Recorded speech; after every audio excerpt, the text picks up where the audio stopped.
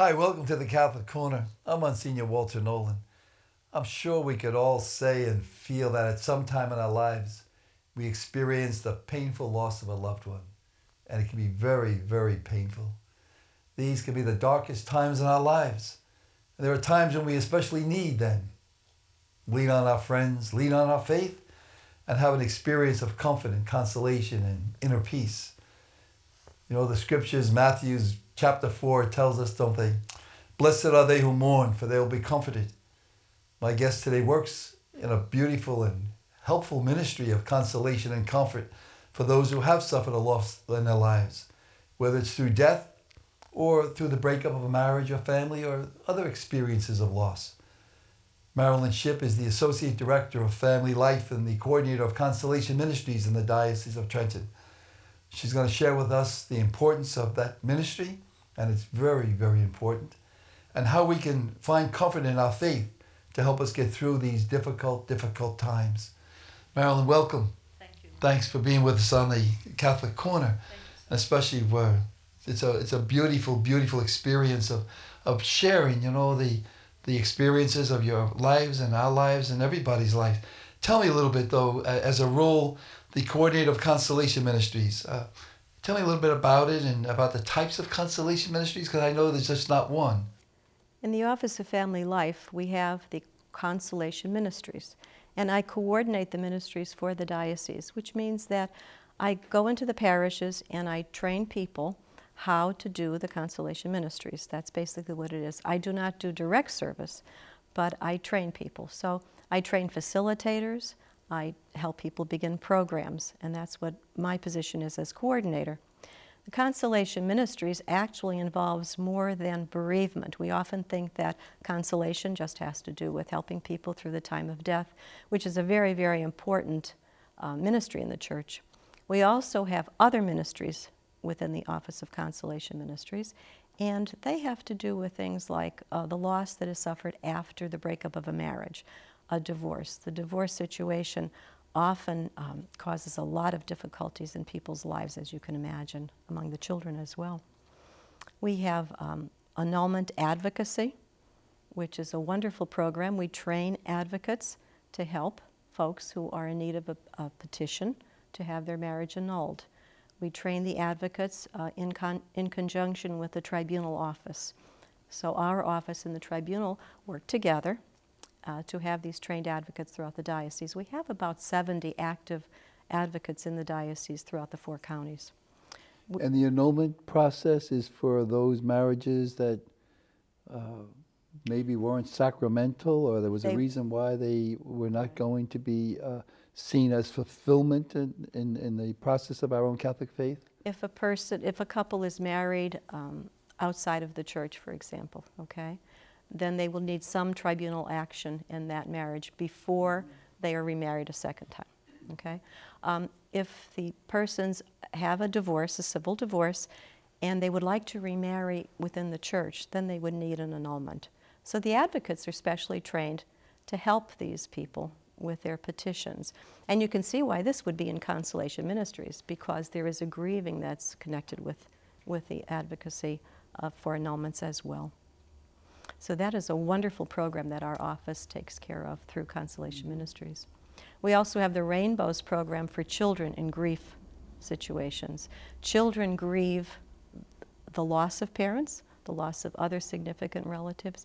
They also grieve through the death of parents, through a divorce situation. The children are, we call them the forgotten grievers. Sometimes people think that children don't grieve. You know, they're little, what do they know about grieving? Grieving is an adult situation. It isn't really. The children aren't capable of grieving the same way we do. I love the story about the 4-year-old and the 2-year-old that were in Mom's car driving by the cemetery. And the 2-year-old looks at the 4-year-old and says, "What is that?" and points to the cemetery. And the 4-year-old says, "Well, don't you know what that is? That's where dead people live." And so he was trying to explain about death to his little brother. But I love the theology in that. This is where the dead people live. This is where the resurrection takes place, if we want to read more into it. But little children have a wonderful sense. Needed, in some ways, even more than adults, because it seems so open. At least adults can can talk. A lot of time the children say, no, I'm okay, and they go run out and play when maybe they're not okay. And they'll run out and play because they can't sustain the grief, Yeah. you know, even though the death is affecting them or the divorce or whatever is happening. The other piece of children's grieving is it's good to be as honest as you can with the children when there is a death or a divorce, because if children aren't told what's going on, then they fill in the blanks, you know. And sometimes there's disastrous results when, you know, they're not being honest. And sometimes parents don't know what to tell children. So we work through the Rainbows program, and that is very, very helpful. I train facilitators and coordinators for those programs in parishes, and they're directed towards children and grieving, and it's peer help. It's not professional help. It's children helping children, because they're little support groups for children, and that's what Rainbows is. It's a wonderful program. That's terrific. That's terrific. That's another great program that we have. We also have Beginning Experience, which is a program for folks who are beyond the initial stages of grieving. So if a person is divorced or is a widow or widower, they can come to the Beginning Experience program, and that is helping them to look forward, to just look forward to the future with hope without that spouse. So it's not for people in the beginning stages of grief. That would be for people who are beyond the initial stages of grief. Now that's not just in case they're getting married again or something, or in a relationship. Not Just necessarily, okay, good, right? Just good. people who would like to just begin anew. And we partner with the Diocese of Metuchen in sponsoring Beginning Experience in the diocese, which is very good because part of the team members come from Metuchen Diocese. And that's another program that we have in Consolation. Maybe there was some consolation going way back when we split. That's true, because the diocese were one at one time. That's right. Right. We might still grieve the loss of each other Right. for a little bit. Sure. That's true. Sure. And of course, we have bereavement ministry in parishes, which is very, very active. We have about 40 parishes with support groups for bereavement. So this is where people who are dealing with loss in their lives can come in the parish situation and meet other people who have similar journeys, and they can come and be helped through that. And that is just what a support group does. You know, it helps the folks to deal with their difficulty in life, whatever their loss is, but to realize there are other folks out there that may have the same loss. And this is a wonderful thing to have in parishes, because we can have the faith element very active there, you know, that we're offering people hope that yes, there is a death in the family, and this is something that causes a lot of grief. And if there are others that can understand a little bit of what I'm going through, then it helps to ease the pain. And also that, you know, to let us know that yes, God does love us, you know, no matter what has happened in our life, and our loved one is enjoying, you know, eternal happiness in heaven. And we're together. too, Marilyn, that it helps in the sense of knowing, even if there's not an answer, so to speak, that if there's another person that has gone through some similar experience and now they're doing okay or they're smiling, that means that, well, maybe someday I'll be smiling too, or it's okay to laugh even if you're hurting a little bit. Those experiences are shared so nicely with those support groups, I would imagine. It offers them hope, and that's what the folks are looking for. And if you can get through it, then maybe I can too at some point. And we're all different, of course. We're different in our grieving. But just to hear somebody else validate what I'm saying. I'm going to tell you my story again and again and again if I have to. Right. And in the telling, then I start to validate my feelings. And all of this bereavement or consolation ministry is really about getting the feelings out.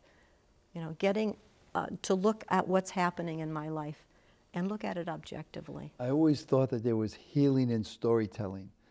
Sometimes people even say, well, how do you get healed? Tell the story. Tell the story.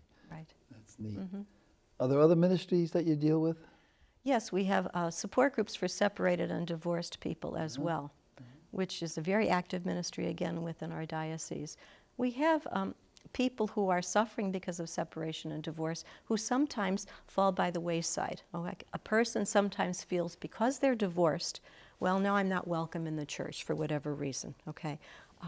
I can't participate in my parish because now I'm divorced. And really that comes from the person saying, well, maybe there was a failure in my marriage, but that doesn't mean I'm a failure as a person. That doesn't mean that God doesn't love me anymore. That doesn't mean that I can't be a vibrant part of my Catholic Christian community. So separated divorce support groups are very, very helpful. And that helps the people get over that initial stage of grieving. which is what the divorce You know what is I've all heard a about. few times, Marilyn, that maybe you can comment on, that whether it's death or divorce, and I know they be a little different, that sometimes the friendships that you had, or maybe you went out as couples with folks, well, now when your spouse dies, you're not always as welcome into that couple group as you were before. And that's got to hurt. Yes, I was speaking with a woman once who lives in one of those retirement communities, and she said after the death of her husband, she was a little bit fearful about going out and greeting her married friends again, you know. But the married couples would invite her and allow her to say yes or no. You know, yes, there are sometimes it's appropriate, I can go out with the group, and other times it's not because of how I'm feeling that day, for example. But that's a natural feeling because you were a couple and now you're a single person again. And that happens with death as well as with divorce. And the longer a couple is married, of course, it becomes more and more difficult. And it's good for the married couples then that are friends to keep inviting, and just don't be upset if they say no. At least you did the inviting, you know. And even if you offer them a cup of coffee, just come over and talk and get them out of themselves a little bit. And that's very, very helpful. That will help in the bereavement. It helps in the separated divorce. I've had divorced women say to me, you know, if my spouse had died, everybody would be here with a casserole. Everybody would be here with help. But it's a divorce, and everybody's staying away. They don't even want to talk to me. What has happened? So you see why sometimes the divorced person feels a little bit, you know, more than the person who has the death of a spouse. Sure. It sounds strange, but I think that happens a lot. I would think, too, that in some situations, now the single person Right. can be somewhat of a threat to others because now that person... They're available. Available, You're right. you know, and it's right. like, so things do change, dynamics change. Do I want to invite them because, you know, she might be looking. That's right. you know, but you never know. You take that chance. Sure, sure. We also have the program Retrovi, which is for people in troubled marriages. It came from the Marriage Encounter program. Began in Canada. That's why it has a French name, Retrovi, which means rediscovery. And this is for folks who need a little bit of help in their marriage, a little bit of renewal and refreshment.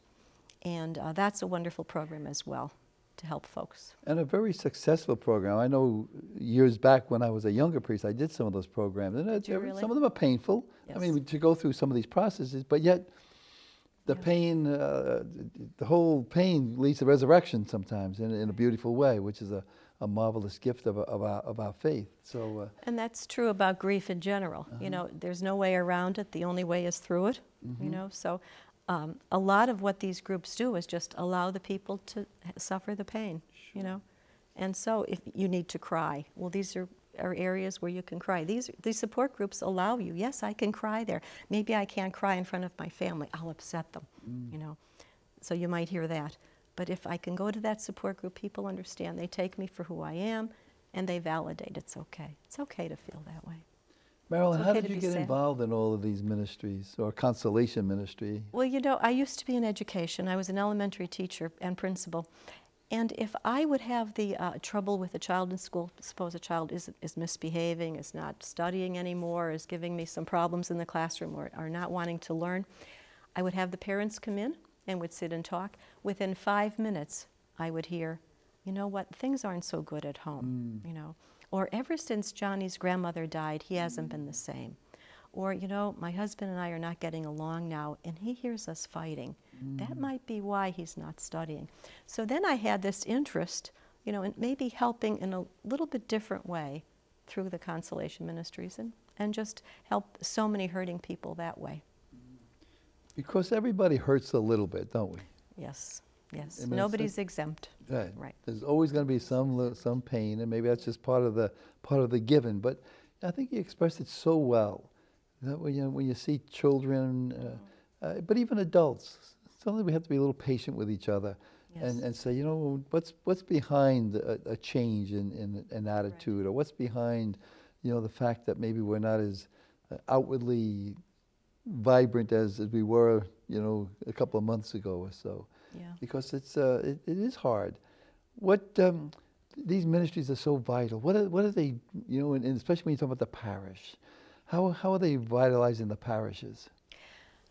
First of all, I think the ministries, consolation ministries, are vital in today's society to begin with. In our general society, I think we've lost that one-on-one contact with people, you know, face-to-face contact through the electronics of today. I mean, they're amazing. You just walk into Best Buy and you have all these electronics and all kinds of machines that do everything.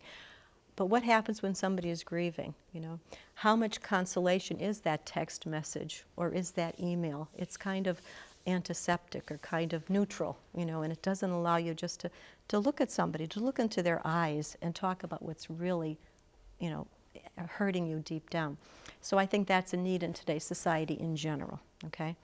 I think because we've lost the extended family around people, how many of our parishioners are really alone? They might be the married couple alone or the widower or the widowed person alone, and the children are off and married and they're somewhere else in the country.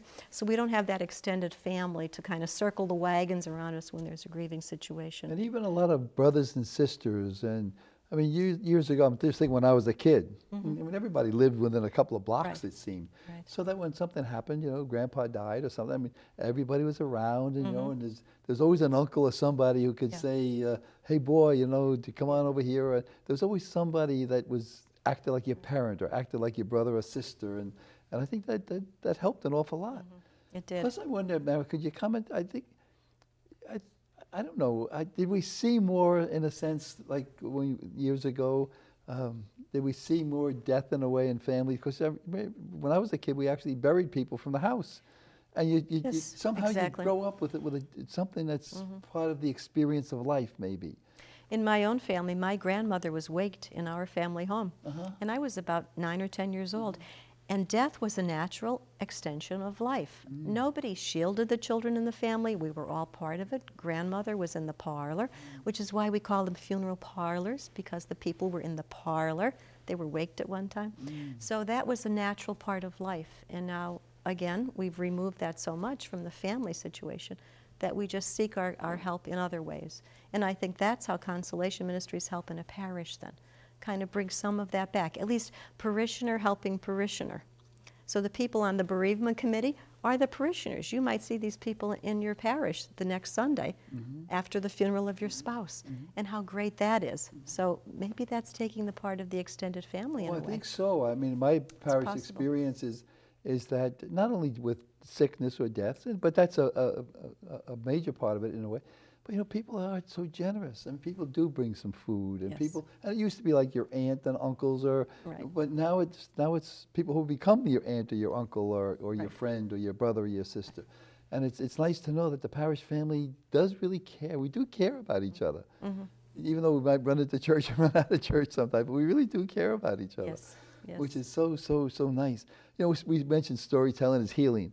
How about, do you have some stories about some experiences of how these ministries helped console one? I mean, you mentioned 4 or 5 different ministries, so maybe you have a couple of stories from different ministries. Well, I have in the bereavement ministry, for example, there was a couple who were very, very active in their parish. Their son was killed in a car accident. And 3 years later, they are now running the support group that was so helpful to them in their parish. So they turned around their grief to help others. Little children sometimes will be helped through the Rainbows program in ways that they could not be helped before.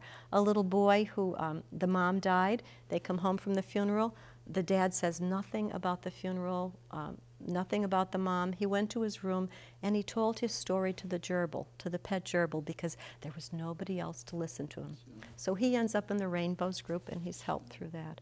So these stories really abound. I know of one woman who's a counselor, a therapist, and she was divorced, and for 3 years she didn't realize that she was going through a grief process, and she's a counselor, till she went on the Beginning Experience weekend. She goes on the weekend and she just dissolves in tears because she never faced what was happening to her with her divorce, because you can't counsel yourself, of course. So those are the kinds of stories that come forth from Consolation. So the healing really comes from the person, but we set the stage. In other words, you know, we set the conditions under which the person can talk about what their grief is. When you were talking, I was smiling when you talked about the little boy and the gerbil. I was a little boy with a dog. Okay. And You told I your think my dog. dog knew more, knew more about me and the Yeah. family than anybody Yeah, did. Because right. it was just nice to be able to Right. to share, with your friend, and that's. And storytelling is important, isn't it? Yes, it is. To allow someone, and of course storytellers need story listeners. Right. So I think that's part of our family. But it does seem that when you tell a story, and you said at the beginning, and tell it over again, and tell it over again, and tell it over again, because every time you tell it, somehow or other, there's a little healing going on. Do you know what the story of Emmaus is one that I always think of as consolation? You know, Jesus is walking along the road and meets his disciples who are talking to one another, and they're very upset over the happenings, what has happened to their master. And what does he say to them? He says, "Tell me what's been happening. Tell me the story," if we want to put those words in. So he was saying, "Tell me the story, and tell me again, and tell me." So in the telling of the story, they're being consoled. But they didn't know him till the breaking of the bread, of course. But the telling of the story was there. You mentioned Jesus. His whole ministry seemed to be at the heart of healing, wasn't it? Yes, yes it was. Yes, it was. Where did he spend most of his time? Well, it seems to me like he was always eating with somebody. He was at supper. He was at supper. He was meeting with the people. There are always people coming. "I'll touch the hem of your robe. Please help my daughter. Please help the paralytic. Please help. Please give us more food." They have no food. They have no wine. But always the comforting. Consolation means comforting, of course. So he's always comforting, isn't he? Throughout that the beautiful gospel. book by Henry Nouwen, The Wounded Healer. Yes. Yes. It seems that we can heal out of our own wounds, and that's a beautiful, beautiful picture. Can you comment on that a little bit, Marilyn? Yes, I think the person who is a good consolation minister is one who has a good listening ear, non-judgmental, okay, has no judgment in their heart whenever they're listening to these stories, confidential, faith-filled person who can, portray that hope, and also to have gone down that path. A person who has been down the path of loss in their life will be a wonderful consolation minister. Not too soon to the event, of course. You know, a person who is fresh in the grief of a loss of a spouse, for example, or loss of a child, cannot begin to hope to help another. But after the initial stages of grief, a person who has walked that path, a wounded healer. They're suffering with their own wound, but they see the hope that goes beyond that. And then I can bring you to hope if I have that sense.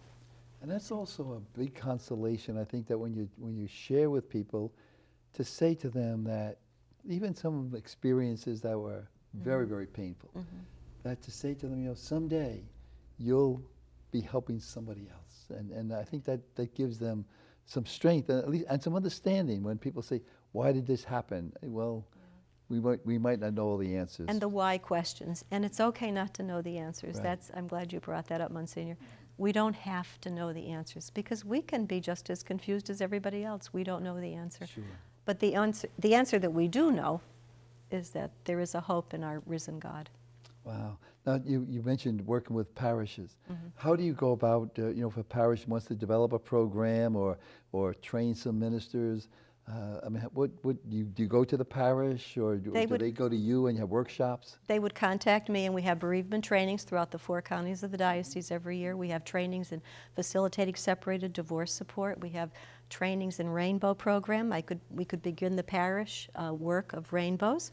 I could come and visit the parish or just help train the people. So there are many ways to go about it, but we offer trainings throughout the year.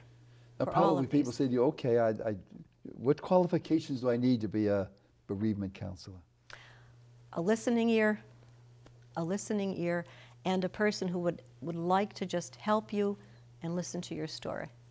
And would you say that the people would be interested in this? I mean, what would you tell a pastor to get up on a Sunday and say, "And by the way, folks, if you'd like to join this ministry," or do they go out and maybe in their own work while they're dealing with some people to invite them into these ministries?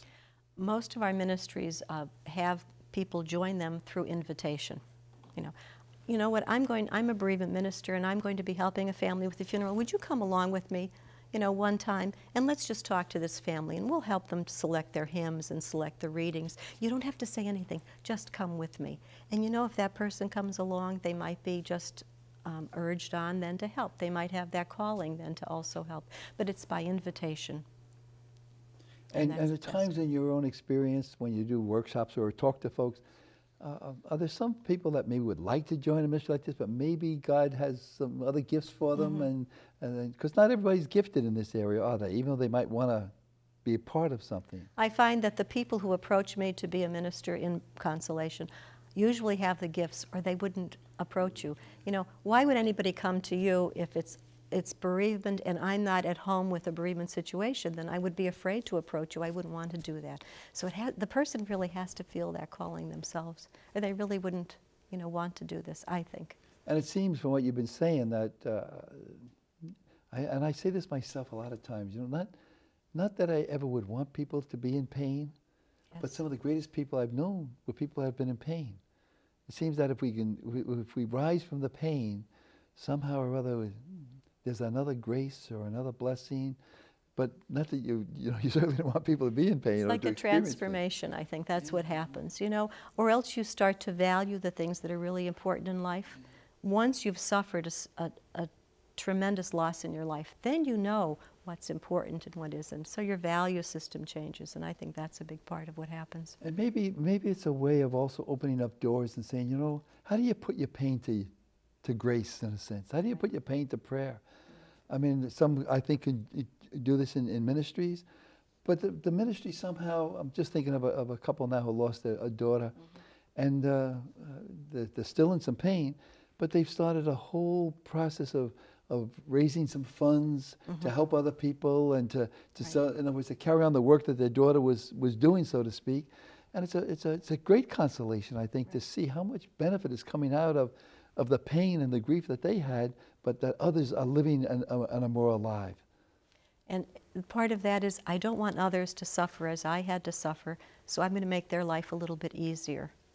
That whole Mothers Against Drunk Driving, that whole organization started from a mother. Sure. The child was killed. So you see where that comes from. So very often people who will start charities around the death of a child especially, or the death of a parent. They find a whole new view of life. They want to help in other ways because of their own experience. And I guess in faith, I look at that and say, you know, it's just death and resurrection. Yes. There's always, and I think that's our prayer life, that's our love, is to always look to see how can we bring resurrection out of these deaths or pains. Marilyn, thank you so much. Keep up your Oh, you're wonderful welcome. work and your blessedness and your goodness Thank and your you. smile and all the Thank other you things so I could much. add on to all of that. The Catholic Corner, thanks so very much. For more information, you can email Marilyn at mschip@diocesestrenton.org. Bless you. Pray for each other. We need it.